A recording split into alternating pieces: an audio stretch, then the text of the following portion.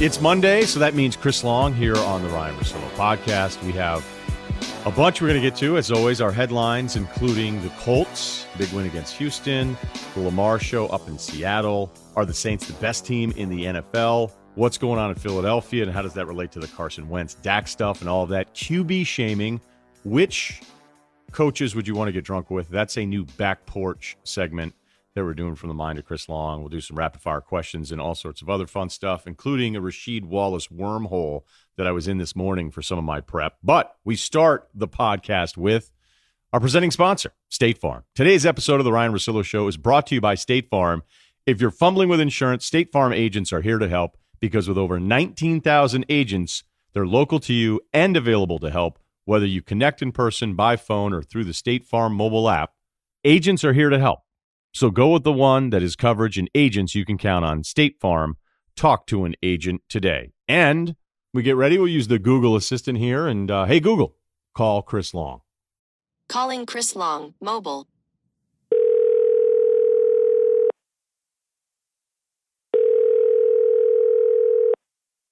Hello.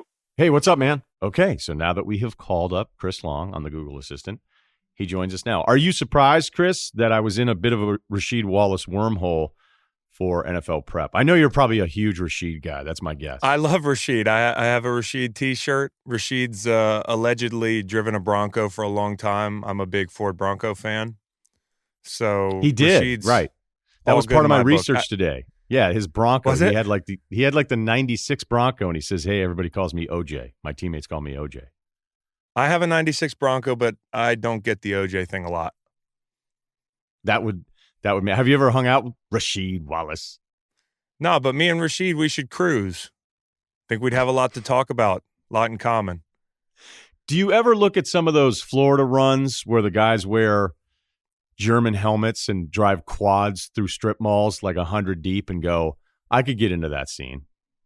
Oh, absolutely. Another scene I could get into is the Baltimore and Philly like four-wheeler scene, the Meek Mill scene. Yeah, that's basically just more. Yeah, there's less room.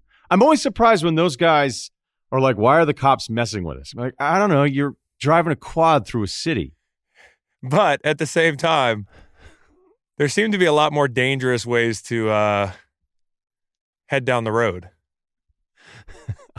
Okay, look, if they're street legal and you got your paperwork, I'm all for it. But some of the video clips I've seen, I don't see license plates, and I don't see, like, if you're driving through DMV guy? Are you DMV guy? No, I'm not. I'm not DMV guy. Although the DMV thing, I saw a dude the other day, and this is my whole handicap permit thing where I feel like the majority of people that have them shouldn't have them, and they just know somebody at the DMV. And there was a dude, I don't want to do too many gym stories now, because when I do them, I've noticed a couple guys from the gyms are like, hey, I heard you saying that. And I'm like, oh, no. So I don't. Yeah, I don't know you can't. It's like you can't tweet about real people because real people might be on your Twitter. Well, that or two guys that in particular, I'd said something just sort of vague about the gym. And the guy was like, are you serious?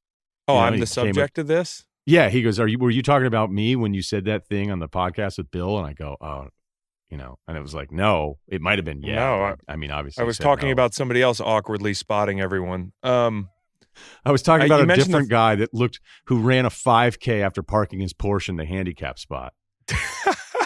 No, whatever. I'm just going to go ahead and leave that one alone.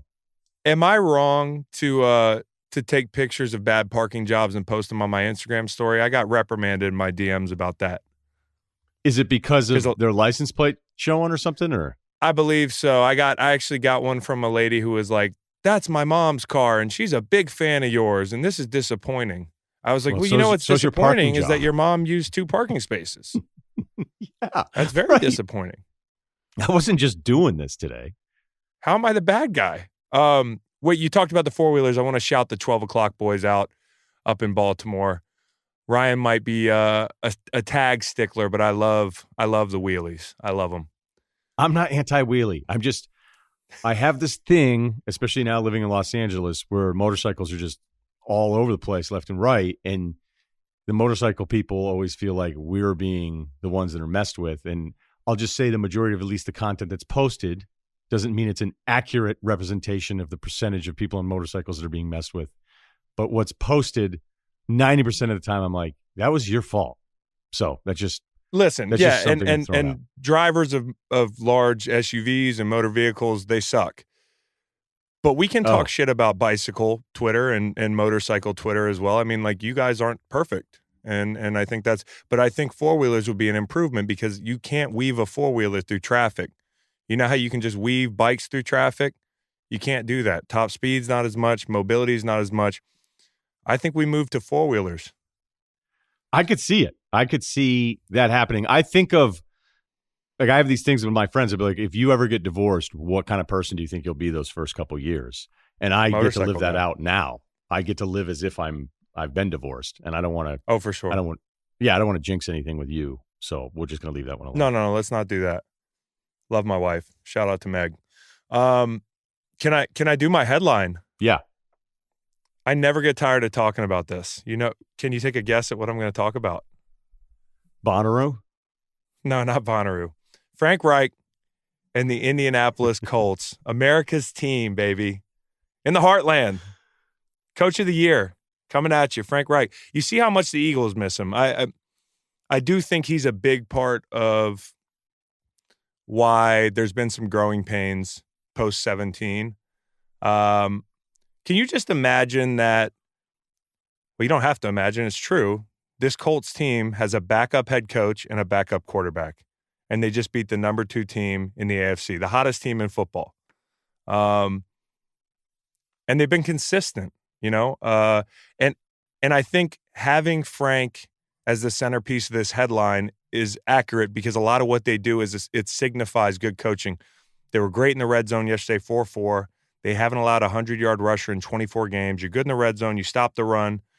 They've been perfect the last 2 minutes of games defensively this year. Haven't given up a touchdown. Of course, it came down to a 2-minute situation. Tip pass, Darius Leonard, great play. The Houston pickup's paying off. He had a pressure that forced an INT yesterday. He had a sack that killed a drive late in the game. And he's got Jacoby playing awesome. And obviously, you know this. I'm a big Jacoby fan. I played with him in New England. I'm super happy for him. I did not foresee him being this good. I thought he could be capable. But what he showed yesterday is he answered that question of can he win them a game? They did not pick up a rushing first down. That was all Jacoby. Career high 329, 26-39, 4 touchdowns. And the Colts are lined up great to make a run. 3 games left with opponents over 500. The table's set. The question for me, though, is how do they match up against New England? I would think they'd have a decent shot because Frank called a lot of the shots 2 years ago in the Super Bowl, shared those responsibilities with Doug. They had a great marriage there. I think Frank on his own, with Jacoby and this defense playing pretty well, could stand toe-to-toe with New England. I don't know if they could beat them. We'll see. A bye and a home playoff game, it's on the table for them. Okay. No issues whatsoever. Did you and Frank room together for a stretch? Because No, we barely talk, bro. Like, he was the one in the building I would talk to the least. And you love him that much. That's amazing. Like, I usually with you, I think it's like a personal relationship thing. But no, I'm not doubting Frank Reich, by the way, either. I'm just, Yeah, no. I mean, players love him. He really there's something to be said again for coming up as a backup head coach. We all know the Josh McDaniels situation, and he was kind of second fiddle, last minute, date to the prom. And Jacoby, obviously being a backup quarterback, quote unquote, he has allowed this transition to go so smoothly. And again, we talk about Colts fans. You really are looking at 3 franchise quarterbacks consecutively over almost 3 decades or 2 decades we're looking at. You go from Peyton to Luck, and now you've got Jacoby, who's not those guys, but has got something of his own. And Colts fans should be very fortunate that Frank landed right at their feet and Jacoby landed right at their feet. Okay, you said something about their defense, though, that surprised me. And they were, in a stretch here where Watson hadn't been sacked, I think, in 181 snaps. We started to see this offensive line come together. They got a guy back. They make the Tunsil trade. And you're like, wait a minute, is Watson finally going to hold up here after getting beat up for the most part of his career? And what looked like the first month of the season, like, oh, here we go again. Houston can't protect this guy. And with the way it wasn't always just sacks, it was hits. The first pick by Watson was just a bad throw by a guy that I feel very comfortable now saying like is a top 5 quarterback, but he had an awful throw in that spot. And I kept expecting Houston to have the Watson NBA, basketball comp thing always comes up, but that's kind of how he feels like in the NBA. The reason I always love basketball is that if you truly are one of the great players, like you can take the ball and go, everybody fuck off. Like I'm going to figure this thing out. And that's kind of cool to see. Baseball, you can't do that. Football, maybe as a quarterback, maybe as a receiver, not so much as a running back, maybe as a defensive end. But if they double team you, like you can be muted. You can be muted in football. And Watson feels like somebody who gets to a level at times with other quarterbacks, again, these top 5 guys, Rodgers, who go, all right, enough. Like I'm figuring this thing out. And I expected that to keep happening. And this Colts defense didn't let that happen. That pick was really bad, especially, I mean, the first one, the second one, whatever. So he can't be top 5 anymore based on the way we evaluate quarterbacks. He threw a pick. He's got to drop to 15. I'm weird this way. It takes me a while to anoint someone. Yeah. And I don't update these like the AP poll when it comes to quarterbacks. So the reason I set that whole thing up is that you mentioned with the Colts defense, you thought they could hang. Statistically, though, they have not been good. If you want to go metrics, they've been one of the worst. If you want to go yardage, they're like 20th in the league against kind of everything. So it's not like, hey, we're terrible against this, but we're okay here. Points were really good here. You see enough out of that Colts because Jacoby was awesome. And the coaching staff said, hey, we know that they're going to try to stop our run, make Jacoby beat us. Reich basically went with that, and that was the game plan. It totally worked out. But you see enough in the Colts defense to put them at the New England level of the AFC? No. I see enough in the Colts defense to keep them in that game. I think when you match up with New England at this point, New England is a defensive football team and a damn good one. But you've got to have just enough on defense to keep the floodwaters down, and I think that's a reasonable prospect. If they play their best game, they can keep New England within range that they can score and make it a game.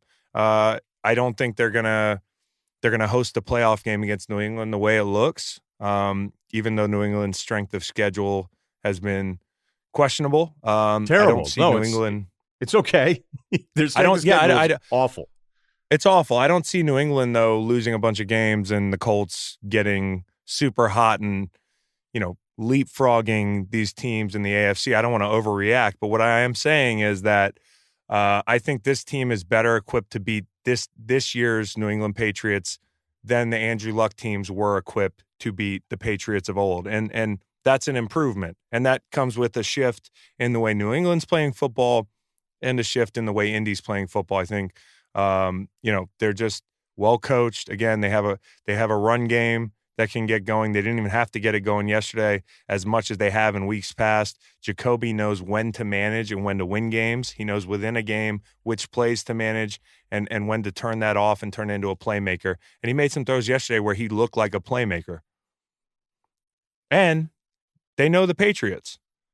I mean, Frank, like I said, has coached in a Super Bowl against the Patriots and done that successfully on the offensive side of the football.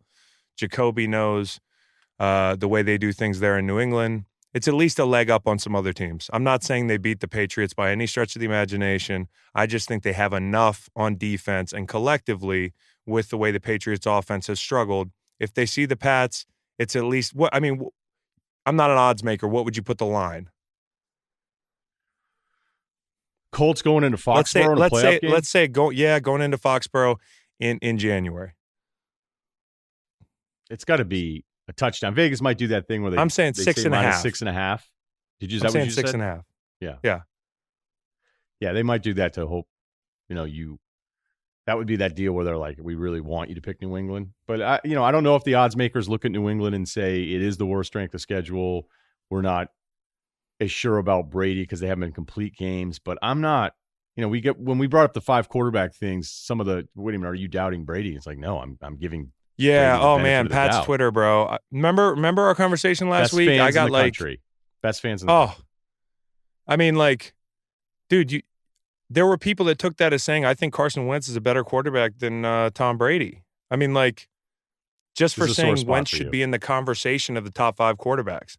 They're going to take this and say, I'm picking the Colts to come into New England and kick the shit out of them in January. I can't wait to open my feed today. It's ugly. Anyways, Yeah, what you got? All right. My headline, that's good because that was such a big win. I just think from the Colts and the Houston momentum, and they beat KC. And what are they going to do with Watson and the Colts? I don't know if it's all I don't like to do that every week thing. It's like, okay, the Colts have answered every single question about them. They're clearly better than Houston, and now we know this. And no, that's a really nice win, though. It was a really nice win where they were in control of this game throughout really the thing start to finish as Houston couldn't convert. Nothing better than when somebody's like, you can't win getting 3. Like, no shit, really? Really? And it's a big deal. It's a big deal in the division. Okay. So staying in the AFC and the top 6 playoff teams as of today, Pats, Chiefs, 1 and 2, Baltimore 3, your Colts 4, the Bills 5, which is still amazing. They're 5 and 1. But it's not because of who they played. And then Houston at 6. I'm going with Baltimore and the Lamar Jackson show up in Seattle. Now, if you want to go through the Baltimore numbers and who they've been this year, the first thing was, what is Lamar going to look like? In the first 2 weeks, it's incredible. Huge numbers against the Dolphins and then against Arizona. An Arizona team that's starting to figure some things out, at least running the football. I don't know that we're going to get to Kyler today. They lose to the Chiefs. That game looks closer than you think than I thought it was, but it isn't a score. The Browns game, they put up a bad effort in that one. And then they beat the Steelers in a spot where it looked like they probably should have lost that game, but that's okay. They beat Cincinnati, and Cincinnati is terrible. They can't block anybody. And then they go up to Seattle. So you're now sitting here going, okay, who is this team? Like, what are the Ravens? Are they 4-2? Are they really a playoff team? Is Lamar improved if people figured Lamar out? And they go and they beat Seattle. Yes, they got 2 defensive touchdowns, but Lamar's rushing abilities in this game showed you why he, I think, is the toughest guy to tackle in the NFL. And there are kids in college that we look at and we're like, look at the moves. No one can tackle him. And then it doesn't always translate. It is absolutely translated for him. I'm telling you, anybody that watched him at Louisville, what he would do in short yardage situations at the goal line where it's just one step and then lean another way and everybody misses even though there's 10 guys around him, it was unbelievable and it was so much fun to watch. But the Lamar thing has become very nasty because of a million different things that we can go over, but I'm not going to. The pro-Lamar camp, the anti-Lamar camp, and then where I think I'm, again, the reasonable one in all of this. Lamar Jackson has been better as a passer, but again, 500 of those yards are in the first 2 weeks. 600 yards of his 1,600 were in those first 2 weeks. He is number 6 in yards rushing overall of any position. He's number 1 in yards per carry. He's number 1 in big plays on the ground. So that's 20 plus yards or more on big plays. He's on pace for 1,300 yards as a quarterback rushing, which would break Vic's record in 2006 by almost 300 yards. And if you look at him as a passer, he's 19 in passing yards a game. He's 22nd in completion percentage. He's 10th in yards per attempt. He's 6th in QBR, which gets a massive bump in their formula for running quarterbacks. He's 18th in passer rating. We can argue for anti-QBR. I get it. We can argue for and against passer rating. And this is also a defense, though, that came in 22nd in DVOA. So he is doing this kind of on his own. And that part of it, Chris, is awesome. I love him. I love when he had that run earlier to the left and he got tripped up by the safety. And I was like, is he celebrating that? It would make sense because it was a great run. He was pissed off. I love that on 4th and 2 after it was 3rd and 15, and he almost converted a 3rd and 15 in the red zone, which is insane that they went and bring Tucker out. He talks to Harbaugh. Harbaugh explained it all last night. It was like, you know what? Lamar's like, I got it. And not only did he convert it, he gets a touchdown. He is carrying this team. He is actually, in a weird way, in a non-traditional way, like I'm not saying he's the MVP, Chris, but I think he's a candidate. No, but you're right. But it's also okay. It's also okay to point out that he actually is doing this more on the ground than through the air, even though the air portion of this looks steadier, more sustainable, but he has struggled passing, and all of these things are okay, and it doesn't put you in some box where either you hate Lamar or you love Lamar, the quarterback. Well, that's where we are. I think I love staying away from Lamar because Lamar is the new politics. It really is. I mean, on Twitter, you're either just vehemently defending him unrealistically, or you hate him for some reason because you were sure, A, that he wasn't going to translate, or you rode that he needs to play wide receiver train, which is absurd Who did because, that? as you mentioned, Polian is like the one guy. but it's not a straw man. It's not a straw man because on Twitter, we're talking about fans. There were a number of fans who went with that narrative, whether that was a disingenuous narrative or it was one that they truly believed. It's not true. As you mentioned, the passing has improved from year 1 to 2, and I think that's a great sign. It tells you that he takes his craft seriously. He seems to be a leader. He's the MVP of that team. You could make a case for, MVP is not necessarily the best player, but he is the most valuable player to that in that division. I mean, you would have to say he is, right?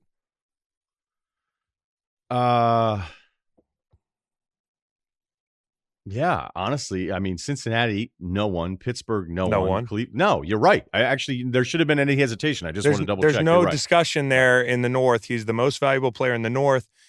He's the king of the North. He's Jon Snow. He's Jon Snow. We'll see if that sticks.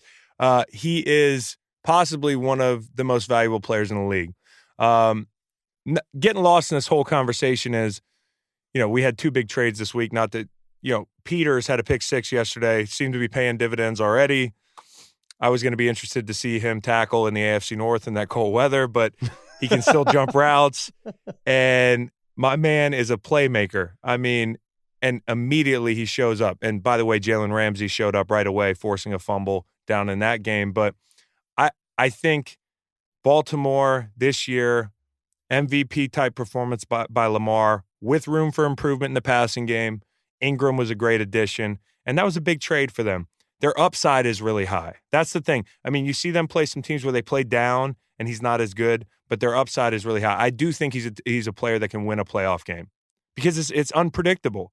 As a defender, if I'm getting ready to play Lamar Jackson or a stationary quarterback, I'm a little bit afraid to play Lamar Jackson. It adds another element to the game for coordinators, for rushers, for all types of players on the field.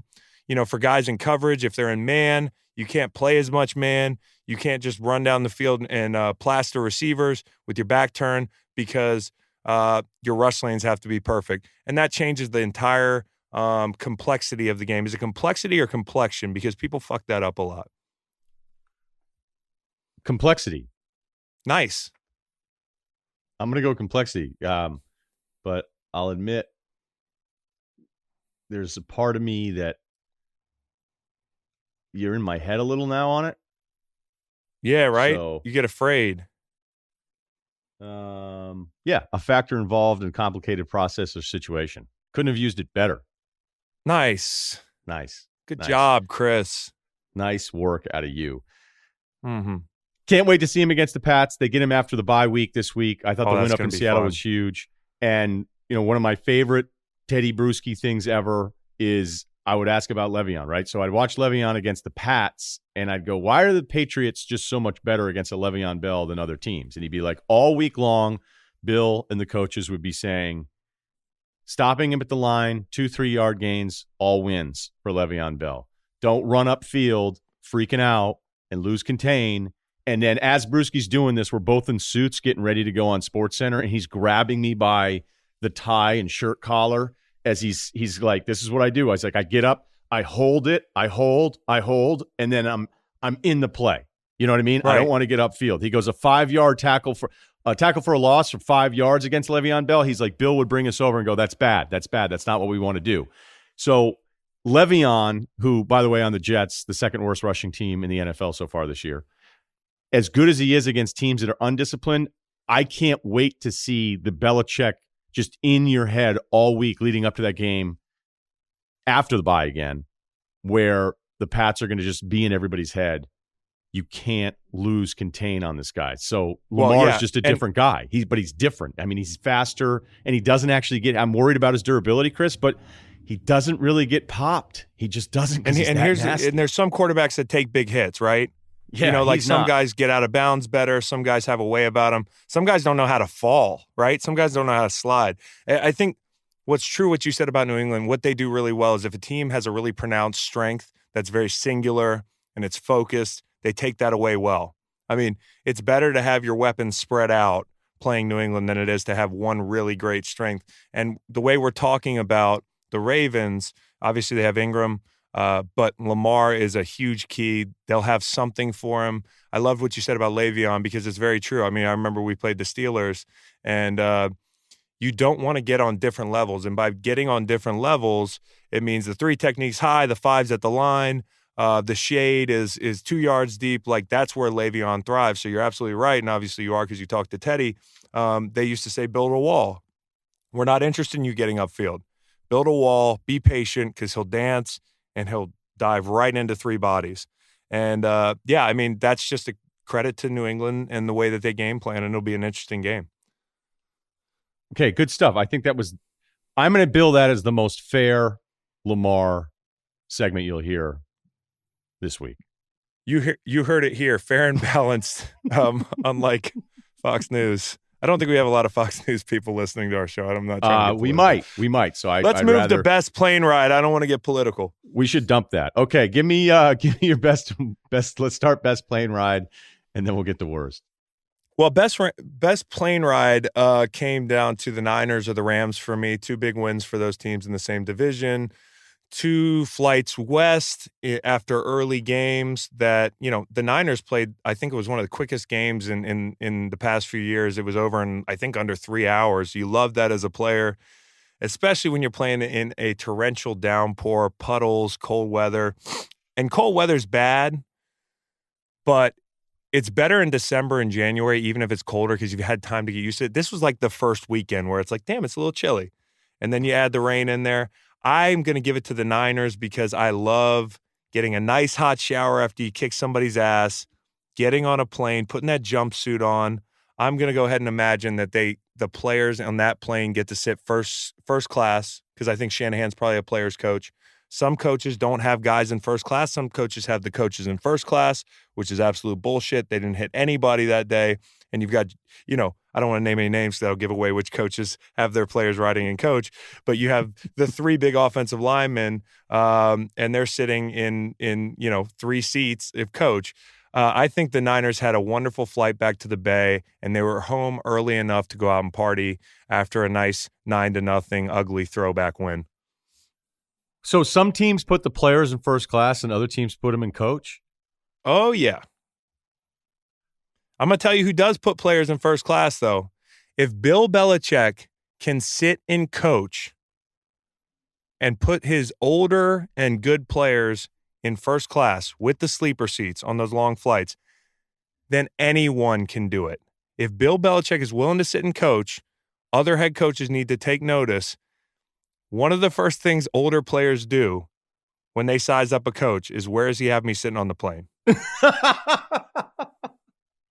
And if the GOAT is putting players in first class and he's sitting in coach, guy's got 6 Super Bowl rings and his ass is sitting back there in 17C with the guy in front of him. Probably nobody's going to recline in front of Bill, right? No, you can't.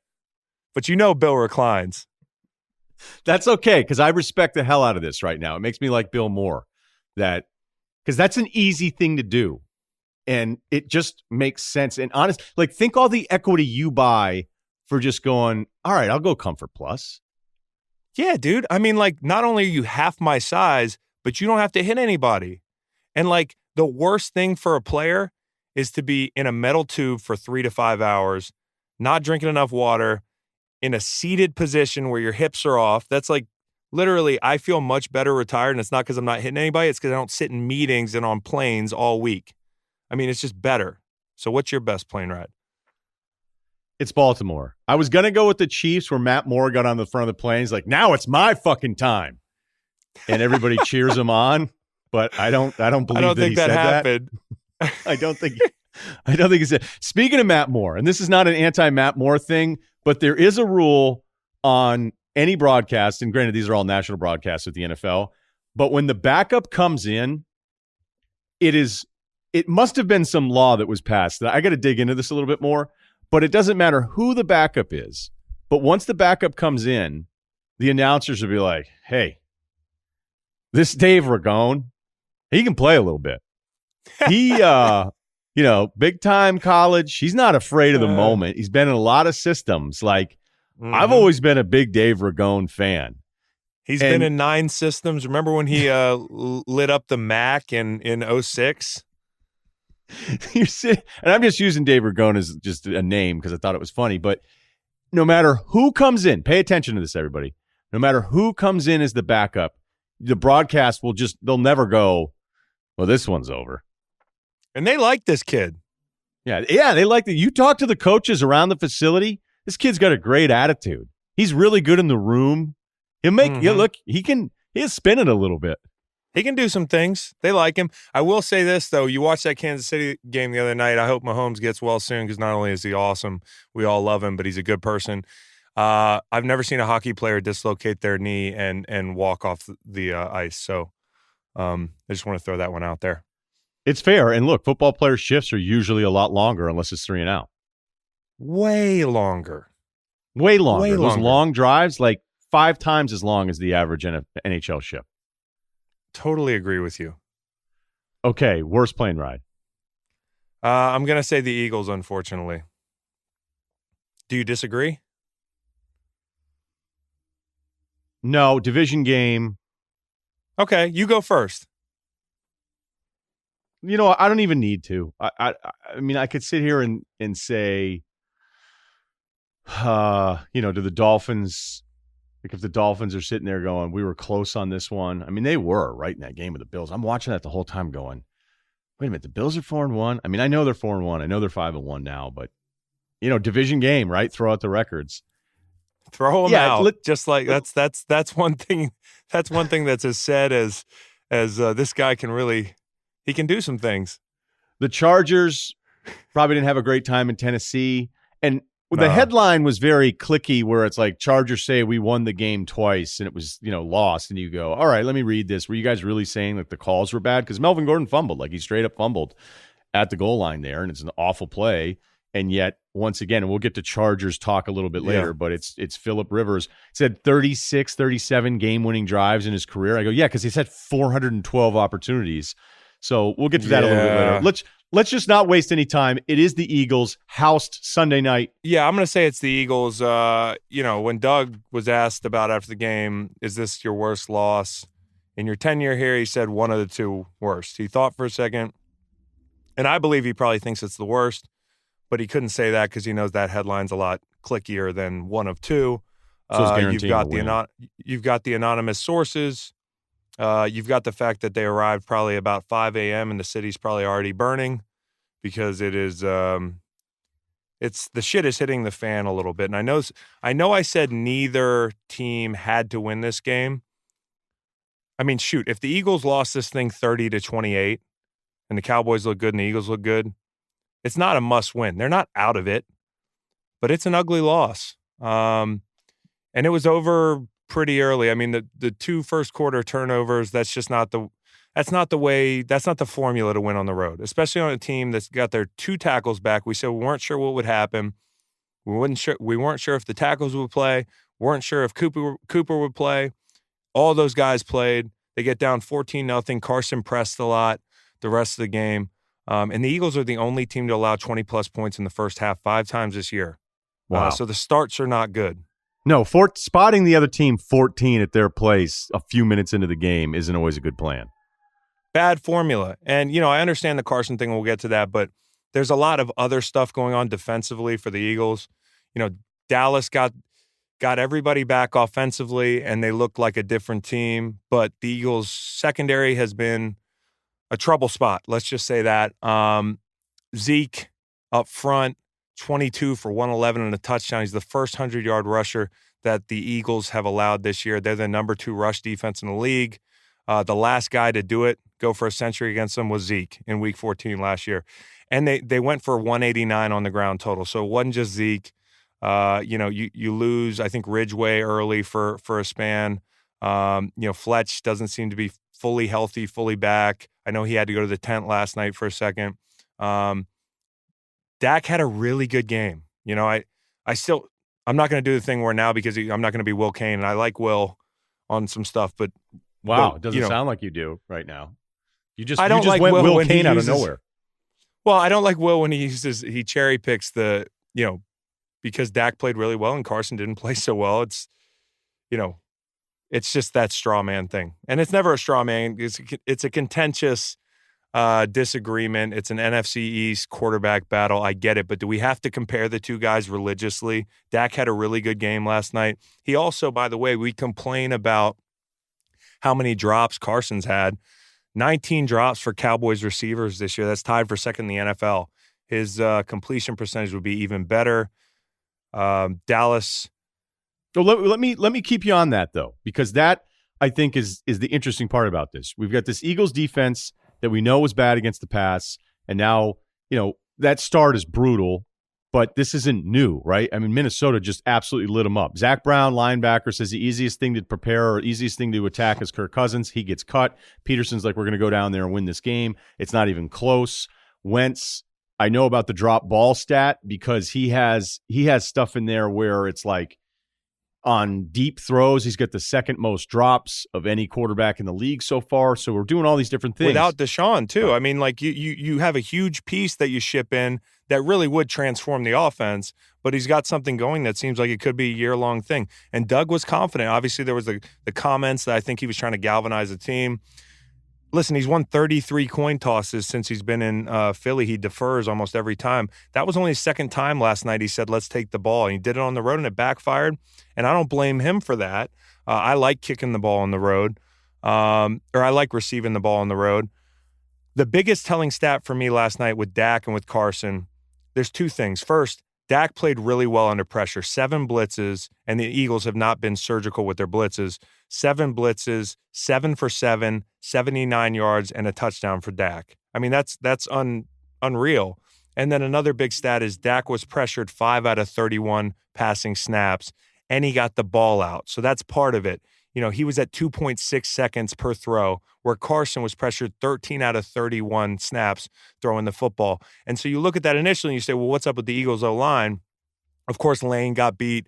Really uncharacteristic for him, get beat by DeMarcus Lawrence. DeMarcus is a great player. Hadn't had a sack against Lane ever. This is the first one.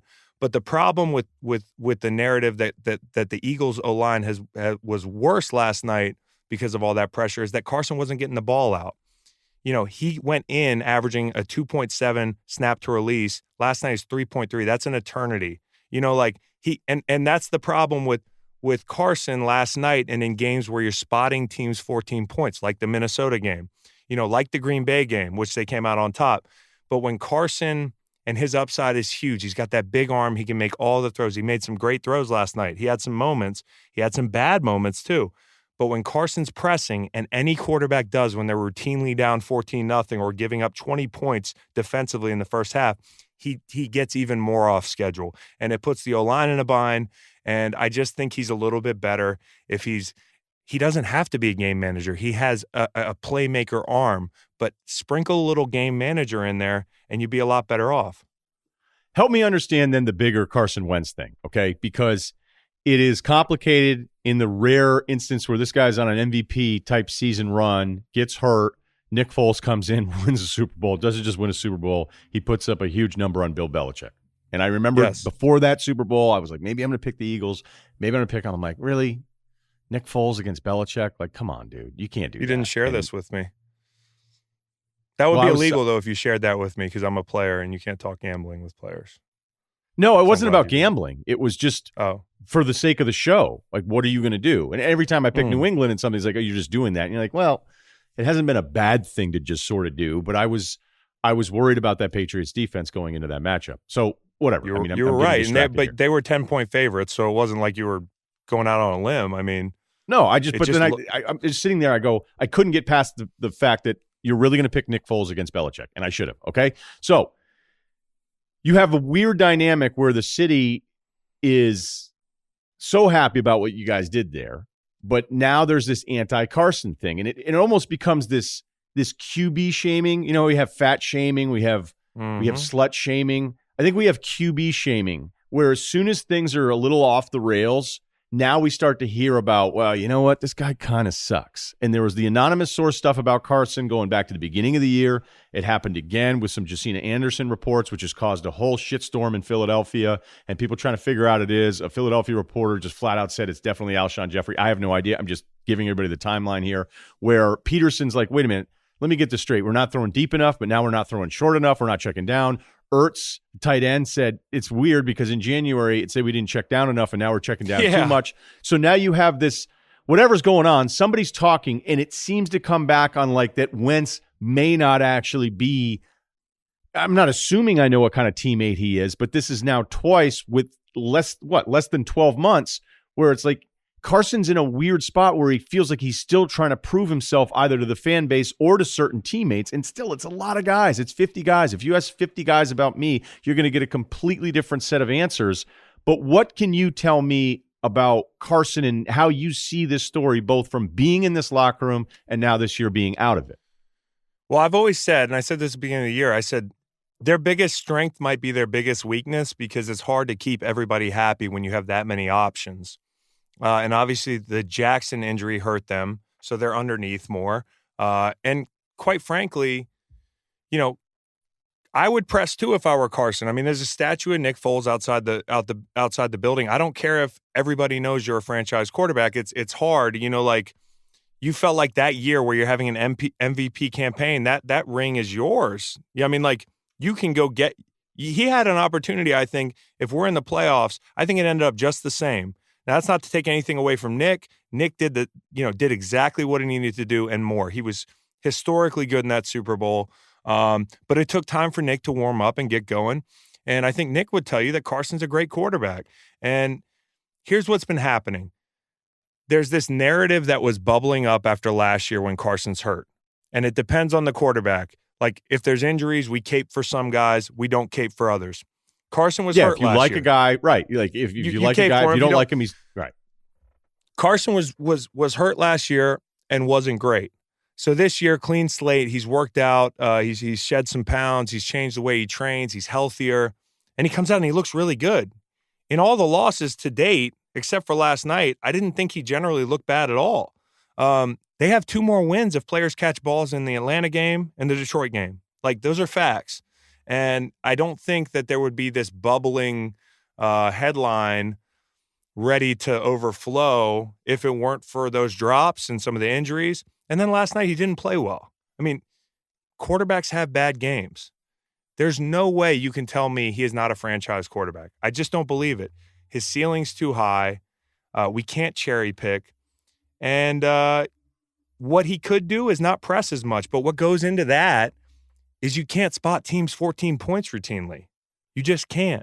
Some quarterbacks are good in those situations. Carson, he can come back and win a game, but trying to do too much, that's not necessarily a formula with him week in and week out. You can do that a couple times a year, but giving up that many points in the first half for them, spotting teams' points on the road, it's not a formula that's sustainable. And I just think we jump on the Carson thing way too much because, again, we have to compare everything. We have to compare Dak and Carson. We have to compare Nick and Carson. All 3 players are different. And by the way, can you remember another quarterback that was that good and had an MVP caliber season, and then people wrote him off 2 years later saying, like, he's not the guy? Yeah, it would have to be somebody who's towards the end of their career, not what you would think entering their prime years. And the argument for Dak, it would have to be Goff. Honestly, Goff is it. Goff is going through it right now. Yeah. Yeah, Goff is going through it. But if you can't see how they're 2 different quarterbacks, I can't help you. I want to follow up on that for a second, but can you at least give me better perspective on the locker room part of this? Where, like, how mad do you guys get when you have to hear about somebody bitching about the franchise quarterback, even if they're right about it? I was bummed about that. I was like, and no, I don't think they're right about it. I mean, like, last year it was complaints about leadership, over-targeting Zach Ertz. Like, listen, he targeted Zach Ertz a ton last year. Zach was also very good. Could he have spread the ball around a little bit more? Sure. But I think he probably took that to heart, took the criticism, didn't lash out at anybody, didn't start screaming or kicking and and coming in and motherfucking people over. Listen, if I was him and there's people in the building that are talking about the franchise quarterback to reporters, you got a problem, come say it to me. And, a lot of people tried to make last year's leak. There was a big article questioning his leadership and his decision-making, et cetera. They tried to make it, an Alshon thing. They tried to make it, a source told me that it wasn't Alshon. Wait a minute. Okay? You've been told it's not Alshon Jeffrey. Last year. Now this year, there's the Jacina thing, which is disappointing again. And again, people are trying to make it Alshon. But you heard something about that. Well, yeah, no, I brought it up that a reporter in Philadelphia said that it was Alshon. And by the way, just to clarify, you're not disappointed. You're disappointed in the Jacina story, just so we have that right. I'm disappointed. I'm disappointed with any player that has an issue with a teammate and doesn't come to that teammate and goes to a reporter. There have been situations where reporters have come to me because I'm media friendly and tried to get me to sync people or sync, coaches or and I just don't do it because it's bullshit. That's not the way you do things. And especially, if you want your team to be successful, you have a man-to-man conversation with the person you think is the problem, if you think they're the problem. And by the way, Carson is not the problem in Philadelphia. He's just not.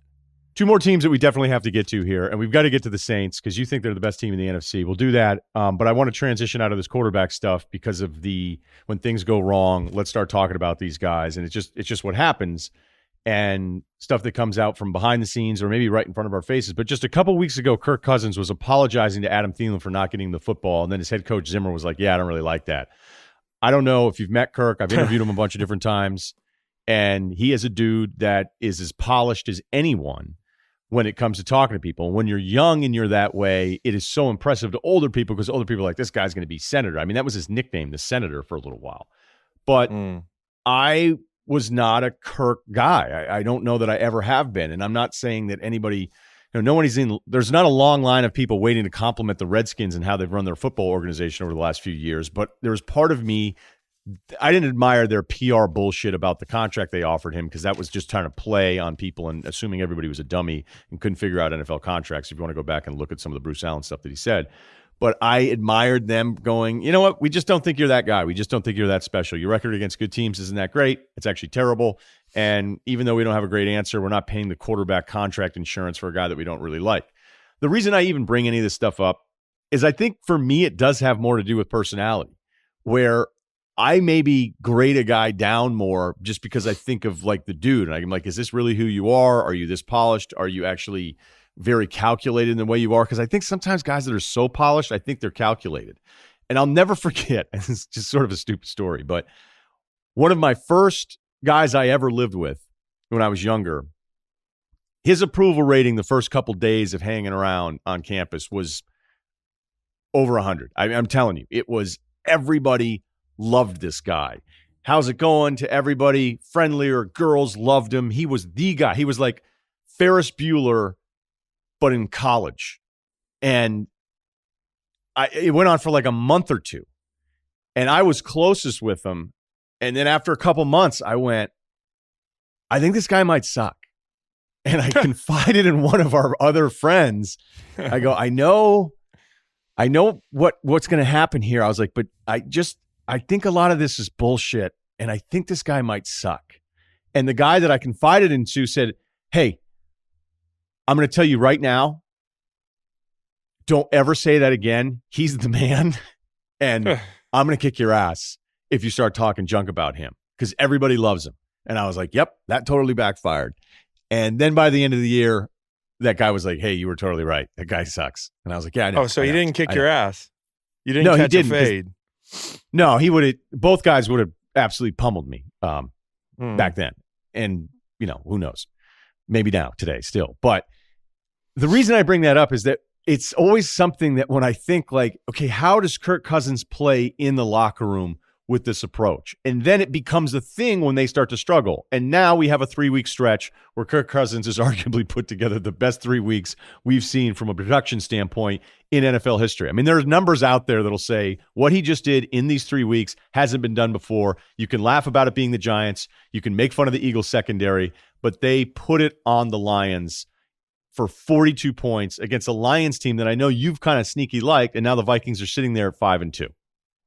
Yeah, I mean, you mentioned him having to apologize to Thielen a couple weeks ago, and Zimmer didn't like it.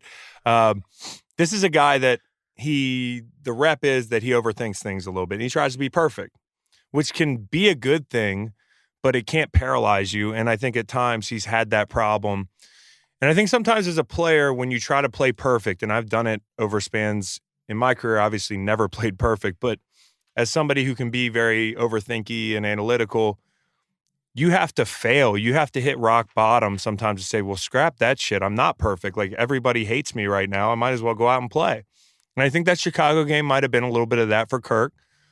Granted, you mentioned the opponents haven't been extremely impressive the last 3 weeks, but there was no span on that 98 team that was more productive over 3 games. And that's the Vikings' like heyday. They are number 1 in the red zone. They've allowed 6 sacks the last 3 weeks. They allowed 6 sacks in the Bears game alone. Play action has been the key, though. 300 yards, 130 rating, 3 straight games, but play action yesterday was the key. 13-18, 209, 3 touchdowns just in play action. And he's thrown 6 touchdown passes with play action the last 3 games. Each game 150 yards through the air with play fakes. And that's a formula that we've talked about all year being a winning formula for them. Dalvin Cook, the zone stuff, the new scheme, keep him clean. And it's easier to do against the Lions and the Eagles lately and the Giants. But the next couple weeks, you've got Washington. I think you have Dallas coming up. And you've got some teams that he can continue to move the ball through the air against and pick up the momentum. If he's the good Kirk, they're really hard to beat. And it's just that simple. We don't have to waffle on him and go back and forth. If he sucks, he sucks. And if he's the good Kirk, they're as good as anybody in the NFC. He has, in his last 3 games, he's 68-90, so over 75% completion rate, 976 yardage, 10 touchdowns, 1 pick. He's the only quarterback in NFL history with 3 straight games of at least 300 passing yards and a QB rating of 130 or better. Having said all those things, I just think we disagree about him, and I don't know if it's his personality or the fact that, which is totally unfair, and it's a bullshit reason by me. This reason means more. That was a good defense last year. I know it's an O-line issue and Dalvin's unavailability, where we're seeing now again kind of back to our Dalvin love, like what this guy can really do. But they went 8-7-1 with that team last year, and he is, after that Bears loss, 5-27 against teams with a winning record. He's 6-13 in prime time. So if Kirk Cousins is holding up the NFC Championship trophy at the end of the year and playing in a Super Bowl, I'm not saying he has to win a Super Bowl. Hell, it could be a game where he puts up a bunch of points. Maybe the defense gives up something. Maybe I'll pivot a little bit, but I still think there's more evidence to let you know he's going to let you down than the guy that we've seen the last 3 weeks, even though the guy the last 3 weeks has been just lights out. No doubt. I mean, and I'm not totally disagreeing with you on that. All I'm saying is that the quality of that roster, it's just relevant when you talk about them. And so, like, as good as they are in a lot of other places, and it's an if, as you said, it's a big if he gets hot down the stretch and his confidence builds, because a lot of what it is with somebody who overthinks and overanalyzes is you need confidence, and that lets you just go out and let it fly. I think, another team we didn't mention, he's playing coming up, the Chiefs. They're ailing on the back end. They're not a tremendous defense. He's going to move the ball there. So he could go on a 4 to 6 weeks tear here that he feels pretty good about himself going into November and December. I do think it is something worth paying attention to, though, that whole QB shaming thing, where when things start to go south, you'll start hearing things about him. And that was a weird thing with Cousins. The Wentz thing is more pronounced. Hell, it even happened with Brady a little bit at points last year where he and Belichick were on completely different pages. But if that were always true, then we'd have an anonymous source saying Trubisky murdered people. Like, hey, you know what? Like, hey, how do you feel? But Mitch may have killed a dude. I did hear a rumor. Week. I did hear a rumor. Let's get to the Saints, but first let's have some fun. Yes, Saints fans, we actually, when we finished last week's pod, we were bummed out. So we are going to spend a good deal here coming up on the Saints. But first, Chalk has launched from Chris Long. It is new media company. He's going to tell us a little bit about that, and then we're going to transition into his new segment called The Back Porch, where my man just sits out there looking over the Virginia topography and comes up with ideas. And these are a little different. These are a little different than, hey, I think the Colts are good. With a little help. Yeah, I'm excited. It's been a long week, man. We launched Chalk. It's my little digital media company. I've had a bunch of people congratulate me, and I've said, well, don't congratulate me yet. Make sure we don't suck. I think we're going to be good. I don't think we're going to suck. I think the interview show that we have coming out, Fishbowl, which features Aaron Donald in episode 1, which we released last week, is going to be cool, man. We've gotten really good reviews. We got Aaron to open up, talk to me for over an hour. You just don't see that anywhere else. I'm not tooting my horn, but I'm saying it's nice being a player, having unique access to guys. And everything we do is going to be funny, edgy. We won't be on brand. We will not compromise the X's and O's, but it'll be a lot of fun. And next week we have DJ Premier, who you love, on the Fishbowl. So check out our YouTube channel on Chalk. Preem, there's a concern that since I've met him, and I wouldn't blame him for this getting lost in the shuffle, but I think Preem thinks he's texting Mike Greenberg. No. So when he had the new J. Cole Guru thing come out, and I was like, hey, man, thank you for this. I don't bug him a ton. There may have been one late night call, but oh God. And he was like, hey, Greeny sounds pretty different. And he texted back. He's like, all love, Mike. And I was like, so I think you do kind of look like a Mike. You kind of do look like a Mike, though. So maybe it's just the fact that you look like a Mike. No, because he's like, I went up to say hello and I wanted to pay my respects. And then he was like, oh, you pay your respects to people that die. You don't pay your respect, know? No, you got to pay your respects to DJ Premier because he just came into the spot. The and then he had like these UFC dudes with him and they were looking at me going, hey, you can fuck off. And I went, you get that a lot, don't you? You got that with Mike Jones. Yeah. Yep. That's true. Maybe I do. But Preem was like, no. He's like, you know who this is? He's like, he's cool. And then everybody was Greenberg. Good. This is. Remember Mike and Mike? Remember the great show Mike and Mike? That defunct show that imagine Mike being Greenberg a poppy went off at to do his solo stuff. Yeah, you're at 2 a.m. West Hollywood spot. Be like, you don't remember this guy's teases on Mike and Mike? Unbelievable. The ad reads. Hey, but Primo is the man, and like AD's interview was super cool. Obviously, yesterday it was relevant already. We talked about a whole host of things on this interview, including the Donald interview that you did. And people could say I'm biased because I like you. It's one of the best player interviews I've ever seen. So thank you. Seriously, feel great about it. Yeah. Well, I do. I was terrified when we released it. I had so much anxiety. I popped a couple candies after a long day and went to the airport to travel home. I was on a Chalk media tour this week, naturally. It's stressful for you. And so I had to let off some steam, and I popped a few candies and got on the plane, and we're launching it at like 8:05, and I'm taking off at 8:30. You know when you get on, you're bored and your phone dies? We're supposed to launch, and I'm scared shitless. I got to go the whole flight not knowing if people hate it or love it. It was that on top of the turbulence and my bag not getting in. It was a rough night, but when I turned my phone back on, people were very happy with it, so I'm good. One of the things we talked about was the AD fight thing. It came up yesterday with Devontae Freeman, who I respect for being scrappy and taking a swing at him, but AD flat-footed had him up there like he was his child. And one of the questions we asked AD was like, do you think anybody can beat you up? And he laughed at that question. It's like, Jesus. There's some people out there I know can kick my ass. I mean, you can question my manhood for saying that. I'm still gonna fight him, but Brock Lesnar, it's not gonna go well. Yeah, that's okay to admit that you think Brock Lesnar would get the best of you. He might. He probably will. He probably would drag me across the floor, bro. That's what he does for a living. But AD, he laughed it off like nobody can beat AD up. He said, well, maybe my dad and my brother. But that's a courtesy thing. So of all the guys you've played with, is Aaron Donald, we know how tough of a player and tough of a matchup he is, but that's like, would you pick him against everybody else in a fight? Oh, Mortal Kombat, I'm taking Aaron Donald and William Hayes and Eugene Sims, 3 of my St. Louis D-line mates. We're going into any alley.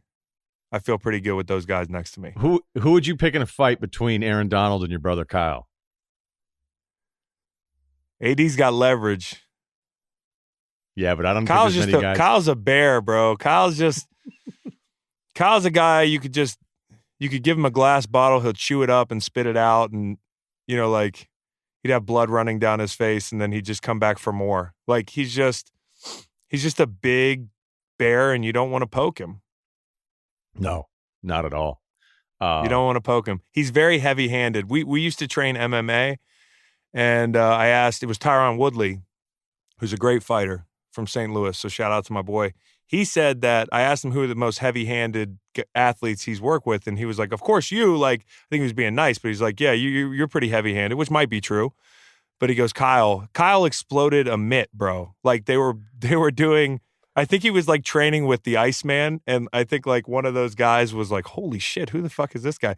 He hit the mitt and it just exploded. They said they'd never seen anything like it.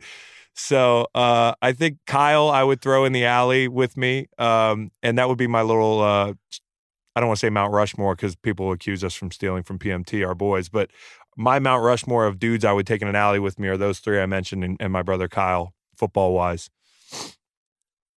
Yeah, he put his hands on my wrist once, and I was like, please make this Don't stop. you're like, don't do that. Like no, and it was my, it was just a little glimpse. It was like somebody slowly pulling open a door to be like, inside here is something you've never experienced in your entire life. Inside this room is something you don't want to do. You're not even allowed to look for long. Bro, he'll come home and be excited to see me, and he'll just pick me up and like act like he's cracking my back. And I'm like, I don't want my back cracked, bro. Put me down. Like, the fuck are we doing? We're 30. So the Donald thing, because we could go on and on and on about Kyle. How is Kyle doing, by the way? Is he good? He's doing good. He's doing good, man. He's a tough kid. And I'm very proud of him, the way he's fought through injuries over the past few years. We'll see what happens at the end of the year. Kyle, if you're listening, because you haven't answered me the past few days, I know you're in your gamer cube playing, one of those aerial shot games where you got to pick up like apples and backpacks, and you got to acquire different things, and like one of those, what do they call them, RPG games? It's like Zelda, but RPGs. It's like high def Zelda, and like he's literally in this. It's almost like a bubble. He's like Bubble Boy. If you come out of the bubble, call me. Let's book you on Fishbowl, bro. Let's get you on the Fishbowl. Perfect. So you called this Back Porch. What do you want to do here? What is the question? Well, I just think of like, I go on the back porch and I become one with nature.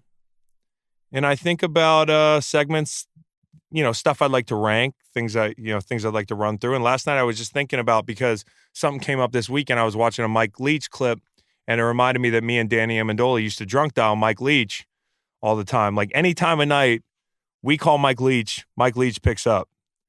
And Mike Leach does not get us off the phone. You know how some people, they drunk dial you, like we've done this to each other.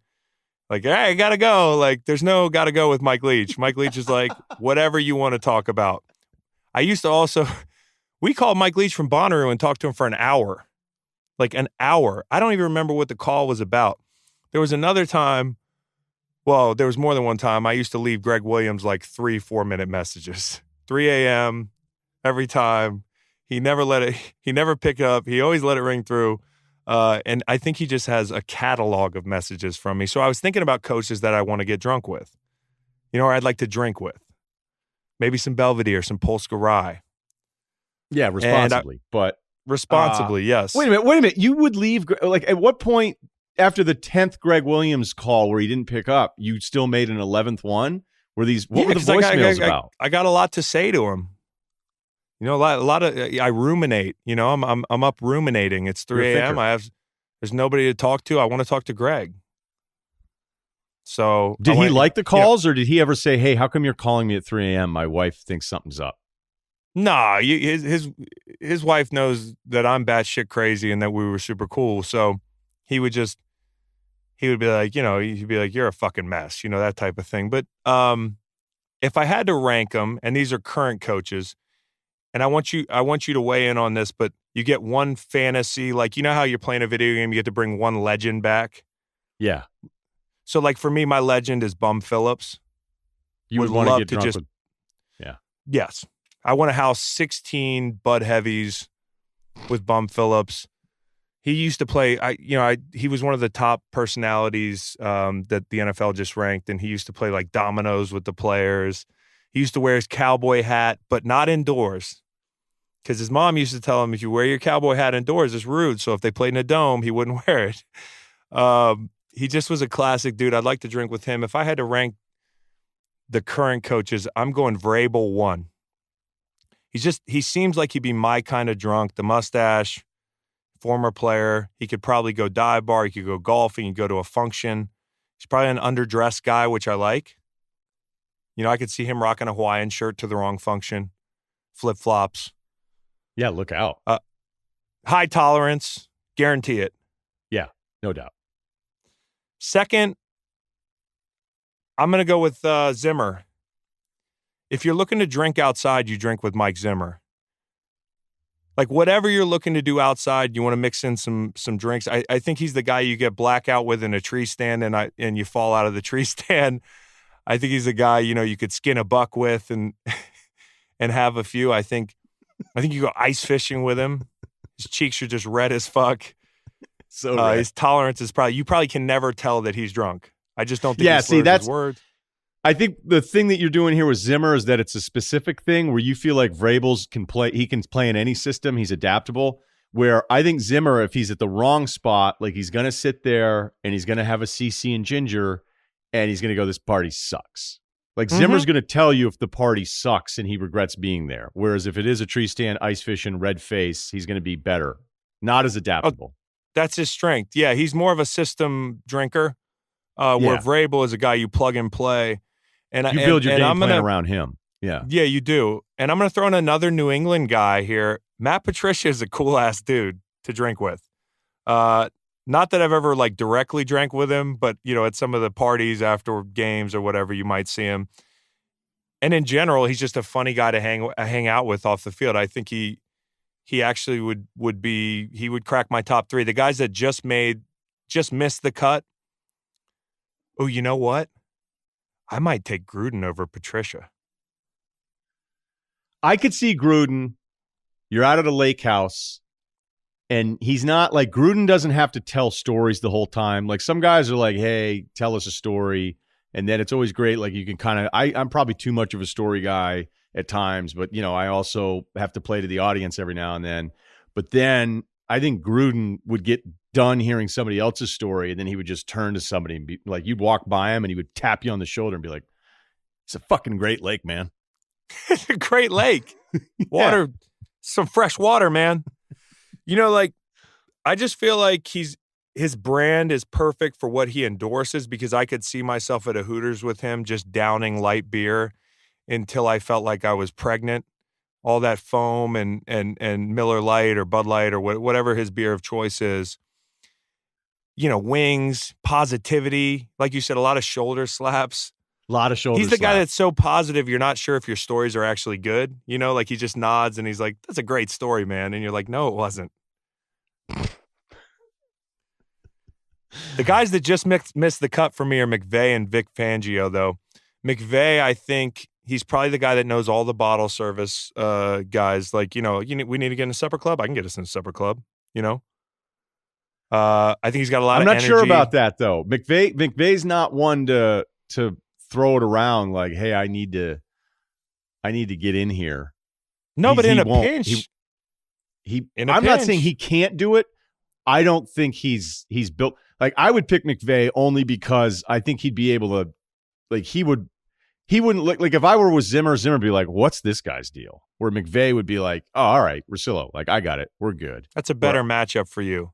It's a way better matchup. Like Zimmer, I'd be a little nervous. I'm not sure. Like Carroll, I wouldn't be nervous around. I wouldn't be nervous around Sean Payton. Ron Rivera, I'd probably be like, I'm not going.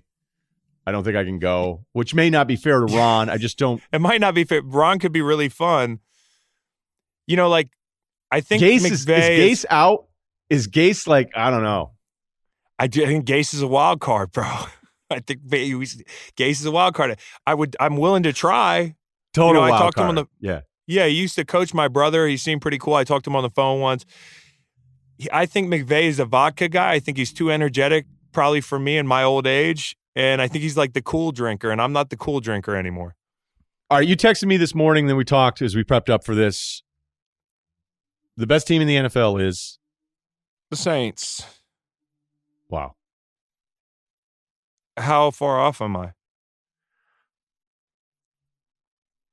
I'm not saying you're wrong. I'm not ready to just give up on the Chiefs here and what they're going to look like at the end of this year. I know New England's schedule, as we pointed out, is I think it's second easiest as of now behind San Francisco, 2 undefeated teams. Go figure. Green Bay, I think it's just worth, because we're not spending a ton of time on this today. Rodgers, 25 of 31, 429, 5 touchdowns, no picks, a 158.3 passer rating. Absolutely insane game for him against Oakland, who was actually in that game if it weren't for the Carr fumble at the goal line. So I'm not ready to be as definitive as you are, but go ahead. The floor is yours. Well, I think when you look at the Saints, you're talking about a team that is as well coached as anybody in the league. Sean Payton is the Bill Parcells toughness mixed with the offensive genius of some of these young guys who I'm sure he's really tired of hearing about, because what he's done since he lost his Hall of Fame quarterback is he's rattled off 5 straight wins. What a resilient team. The Minnesota Miracle, or whatever they call that, the LA loss, 2 straight years to get back up off the mat. And then I was wrong. I thought that, I thought the Saints were the best team in the league. And what I was wrong about was that when you lose your Hall of Fame quarterback, you can't still be in the conversation for home field advantage. And when they have home field, they're damn near unbeatable. They've got wins over the Bears, the Seahawks, the Cowboys with Teddy Bridgewater. The Seahawks win is great. We haven't talked enough about the Seahawks. They've been great. They got creative in ways they can win games. They found ways to use Kamara differently with Breeze out. They found ways to get Taysom Hill more involved. Obviously, they've got the Falcons, the Bucks, and the Falcons again coming up in the next 4 games. Like, they're going to continue to win games. And the strength of schedule is 3rd in the league, where the Pats are bottom 3rd. So, like, I get that a lot of people would say, well, the Pats are better. Isn't it fair to just say, like, based on what we've seen so far, the Saints have been more battle-tested? And so I'm going to give the nod to the team that seems very complete, especially when Drew gets back, and has found ways to win. The next week after they lost that game in L.A., which they get jobbed on that one call, I'm not sure what it changed the entire game, but the next week they find different ways to win. They win on a fumble return for a touchdown. They win on special teams touchdown on the road in Seattle, and Bridgewater's been efficient. Sean's done a great job. I think they're the best team in the league. Of all the playoff teams in the NFC, they have the best strength of schedule. There's some teams that are outside of that. Rams have had a tough schedule. Bears. Tampa has played a ridiculous schedule so far. I know I'm not going to mention every single team so people don't freak out. And, yeah, they'd have a better strength of schedule than every team in the playoffs, both conferences, other than Houston. So, yes, and they've done it defensively, which, with the Saints over the years, it's funny how, like, when you're a thing, it's, oh, that's who you are. And a lot of times these identities change so much quicker than the public seems to want to catch up to. Oh, this is their style of, if you bring up the Ravens, you go, oh, they're doing it with defense. I know what they just did against Seattle. They haven't been a good defense this year, which is the credit to Lamar Jackson at the very beginning of this podcast. But the Saints defensively are now 4 straight games where they've held the opponent to under 260 total yards from scrimmage. And it hasn't happened with this franchise in a really long time. And Cam is incredible. Their secondary is good. They didn't even have Kamara or their tight end Cook yesterday. What they do have is Marcus Davenport, the other end, who they spent a first-round pick on.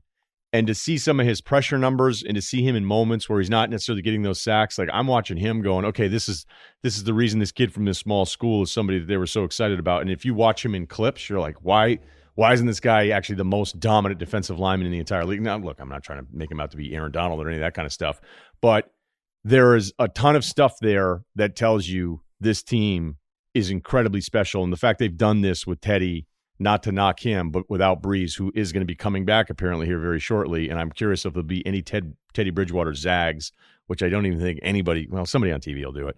But there's a lot there to love, and it's part of the personnel. Like the personnel, it's not like they're getting these results going, who is this team? The personnel is there. This defense is deep, and Michael Thomas is impossible to deal with. It's some of Sean's best work, and I think he's right there with Frank for Coach of the Year. You want to talk about your favorite team?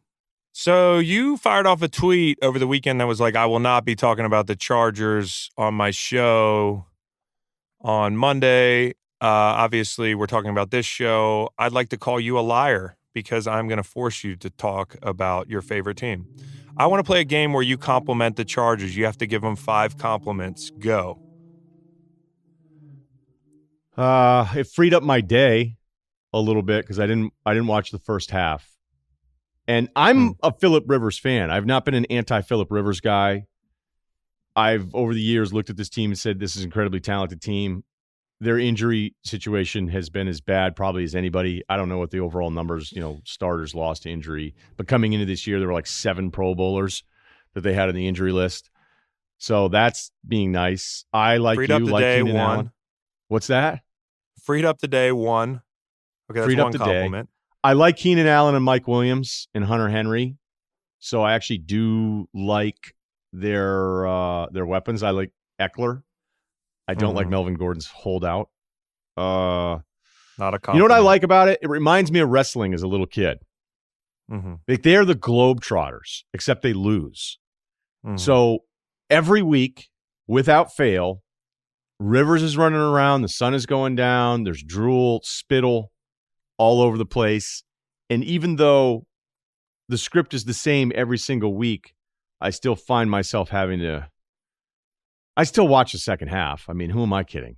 Yeah, it sucks you in. You can't. Yeah. I mean, see that it's the thing. Like you mentioned wrestling, like it's almost like it's scripted that like this is what's going to happen. And, we've talked about this before. That like the sun's going down, you're nursing a hangover, and the hangovers get bad at 6 o'clock, and it kind of could go one of two ways. It could make you feel better about yourself watching the Chargers struggle, or it could just send you into a downward spiral because it's so uncomfortable. Yesterday, it was more of the downward spiral for me. I was really confident that in the second half that they would cover their 2.5-point spread. And I was thinking about you as I hammered it and watching that whole thing go down with no sound at a sports bar during the review. I'm like, he's in. Bad day got better. Yes. And then I'm watching people talk. And I'm watching Phillip confer. And he's just got that look on his face like he knows what's going to happen. And, man, that was one I'd like to have back. I know Melvin Gordon would want to have that one back. And I think Phillip, there's this lasting image of him just taking off his helmet and walking to midfield because he knows the game is over. It's just like that's what I see every week, just dejected, like, what the fuck am I supposed to do with this situation? And usually it happens week after week. It's the game that's over last, where this weekend, it went off a little earlier. So I go, all right, I'm not going to watch the Tannehill Titans Rivers thing. I'll just go catch some of the second half. So I got out of the house for an hour and I actually taped it all anyway. And I did think it was kind of funny, like, hey, this is the last we've seen of Mariota. And you're like, Mariota's playing again for Tennessee this year. He's going to play again. And Tannehill was terrific, okay? But we all know who Tannehill is, too. And it was weird, too, that I was like, wait a minute, there's another game. Like, there's another late game. Why am I lost right now? It's because I didn't have it on the Bears at all, which we don't need to deal with that. We don't need to pile it on the Bears. No, we don't. We don't at this point. So, yeah, I don't think I can get to 5 compliments. I'm not even mad. It's not like I'm even mad about it. It just went, Chargers, Tennessee. Okay, let's get out of the house for a little bit here, and we'll tape the rest of the stuff. Let's get some. You know what? You do need some air. Like at that point in the day, you make a great point. You've been sitting there stationary for 6 hours, and this is the most angst you feel watching because you like 12 and 12 the day before, and then the Friday night games. So that's always your burnout. That's a little fussy for me. That's a bad Russillo zone right there. Yeah, it's like a kid when they need to get out of the house. Like the toys, They're great. I love my playroom, but I need mom take me to the park. Like I play with this toy a lot this weekend, and it just becomes predictable. Like you said, you can set your watch to it, and I hate it for Phillip Rivers. He's one of my favorites, but that situation seems to be just getting worse and worse. Okay, before we go, we're going to end with 5 questions, which I usually do with other guests, but unless I forget to do it, which happens a lot too. If I even have 5, which I don't even think I have. That's the beauty of this. We're going to call it 5 questions in honor of Craig Kilborn, but we may not always have 5 questions. Craig Kilborn. How about his content? Instagram is on fire, bro. His Instagram, his Kylie Minogue one is unbelievable. God, I wish you were on TV again some way. Just something. But he doesn't care. Like, he's just like, nah, I'm good. He just like he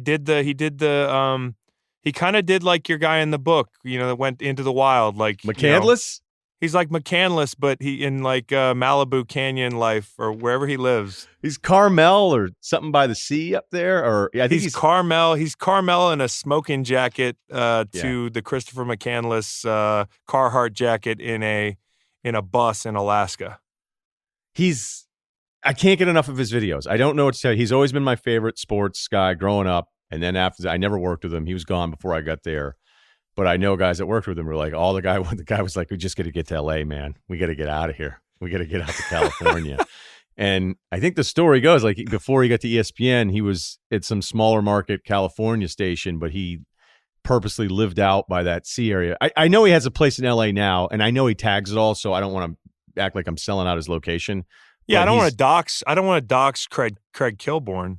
No, we're not. But I know he doesn't live up in that. I just know that he's been up there, but he does tag his LA setup or whatever. And I'll admit, maybe I shouldn't share. I don't know. I wanted to share something with him, and I didn't get right back to him. So he was like, "Hey, are you like hitting me up for a business op?" And I'm like, "Oh my God, the disrespect! Like, I would never do that to you. I just was going to share something." He's kind of like a legend to you, huh? Yeah, he really is. I'm not gonna lie that I think I'm pretty numb to all of it and cool, but I think it would take me a second drink to just chill the fuck out a little bit, where I'd have to be like, okay, now we're in a group. We should go see him. Craig, can we come see you? Yeah, can we come visit you? But we may have a couple White Claws on the ride up in an Uber, and then responsibly. Yeah. Okay. All right. Here we go. There were questions here somewhere. 5 questions, Kilborn style. The Kylie Minogue video is unbelievable because you know what? That Kylie Minogue song bangs. It just bangs. Okay. Have you ever waited all game for a revenge hit on a player? Yeah, but the problem with revenge hits are players move really fast and they're like moving targets. And you not only have to do that, you have to beat a block and then go like be in the right situation. So I'm a little slow and white to do the revenge hit thing. It's like getting there can be an issue. So you don't have one? You don't have one that you ever were like, I'm going to get this guy?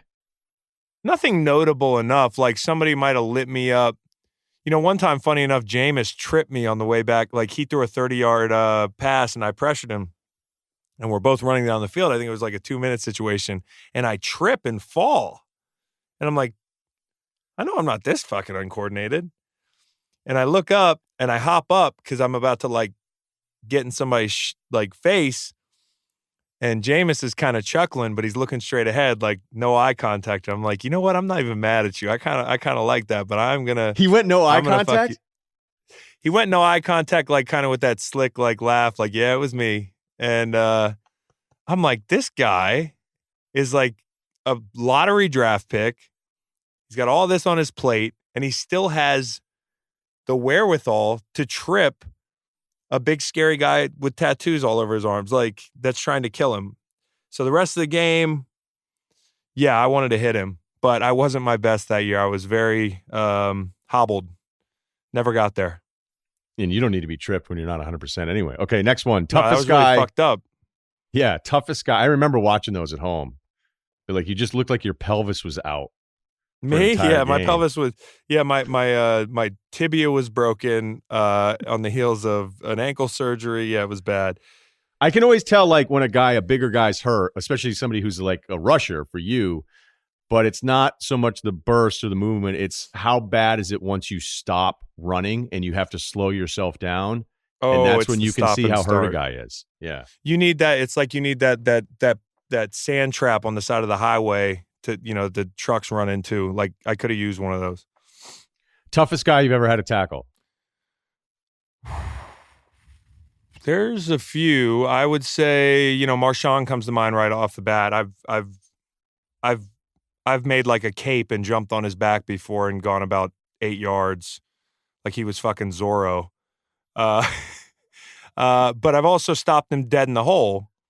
So it's all about angles with Marshawn. Like, you hit him right in the side, you face him up, and you got help coming, you got a shot. I've done that. But if you jump on his back, there's too much forward momentum. Like, you need the troops to show up. Another one would be Chris Johnson. Chris Johnson, that your angles are insufficient. It's like, you're running after him. You're like, this angle works on everybody else. And like, it's almost like it's just like error, not fast enough. Error, not fast enough. Like, the machine in my head is like, warning, not working. Like, Michael Turner was like a bowling ball. Yeah, good one. In Atlanta, you would just bounce off him. And then at quarterback, I'm going to give you I did sack Michael Vick, but it was kind of a gimme. Tavares Jackson was the toughest quarterback to ever tackle. I slid down his leg like it was a stripper pole, and they blew the play dead. I was like just gripping his ankle, trying to wait for somebody to show up, and they blew it dead. But he used to back up. I forget who he backed up in Seattle, so we played him every now and again. He was in Minnesota. Strongest quarterback I've had to tackle in the pocket ever. Okay, last one. We saw it with Tariq Cohen where he had a play, and he's been kind of on Twitter because everybody's been making fun of him that the guys on the Saints were basically saying, like, you're too short, look how short you are. But Cohen got a pass in the flat, and he actually made a play, and then he kind of ran over the defensive back. But then he may have said something to Peyton, or Peyton said something to him. I don't like, and I don't know who initiated, so I'm not taking sides, I don't care. But I don't like when I do see coaches, it's always like a strength guy or it's some guy in the khakis and the Air Maxes, and like an opposing player is on his sideline and he starts talking shit to him.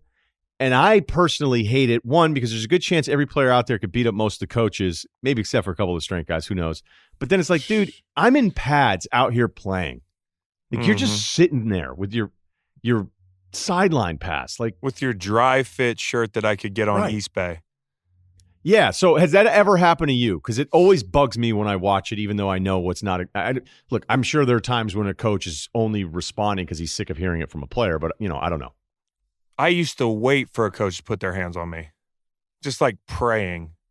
I would pray for, like, at night when I went to sleep, I would pray for like good health, like world peace, and like that a motherfucker would, that a coach would put their hands on me. So after all the dumb shit I've heard you say, whether it's an opposing coach or my own coach, that you would put your hands on me and that I could actually take out some of this frustration. It never happened to me with an opposing coach that I can remember. But like, you watched the game this weekend, you see the Pruitt thing? Yeah, I thought that was totally overblown.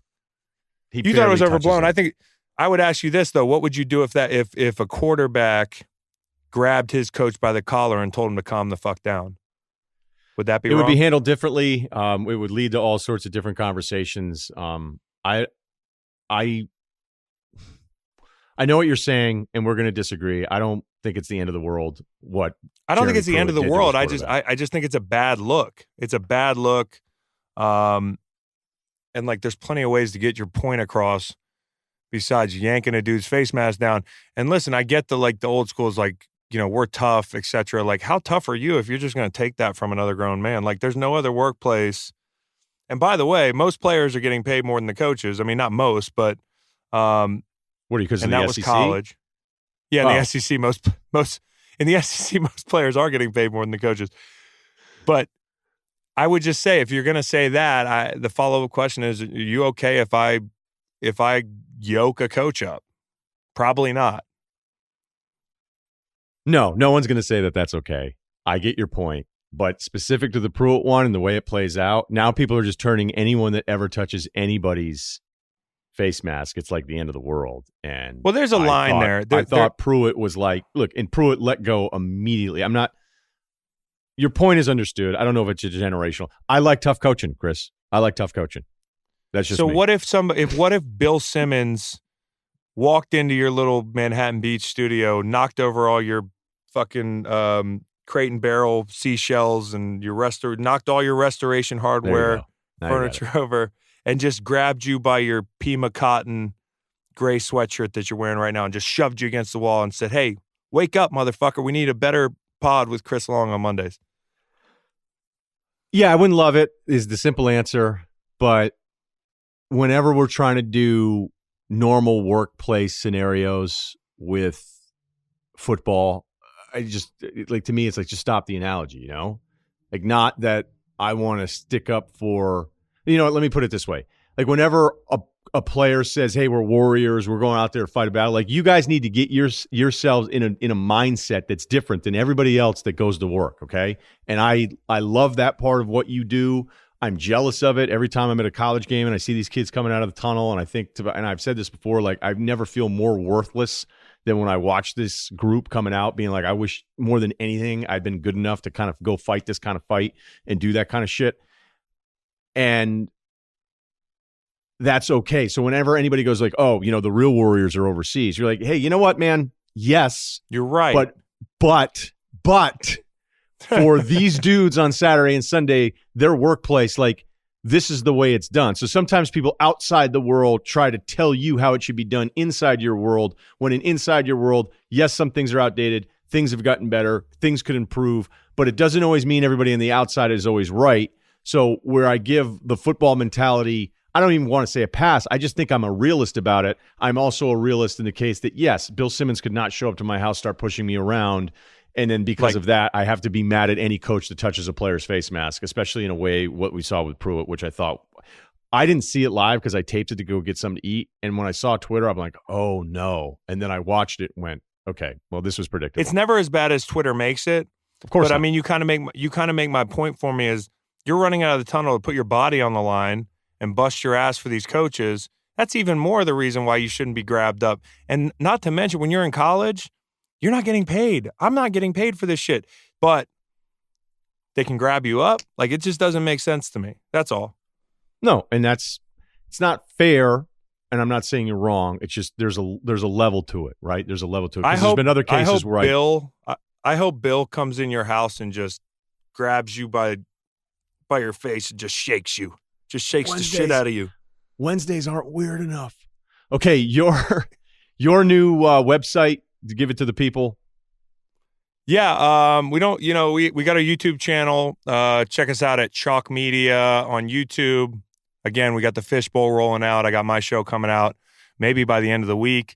I'm going to go out there tomorrow and fire up a mock pod, and if it's good enough, we might just post that motherfucker. I love it. All right, that's Chris Long. I'm Ryen Russillo. The NBA gets started Tuesday night. I'll be doing a live show with The Ringer right around tip-off. I think Bill and I are going to hang out and do a live show, and that might end up being the pod, and then we'll figure out the rest of this because there's still some college football stuff that I definitely want to do. So we will talk to you next week. Make sure you subscribe, rate, and review the Ryen Russillo podcast with Chris Long on every Monday.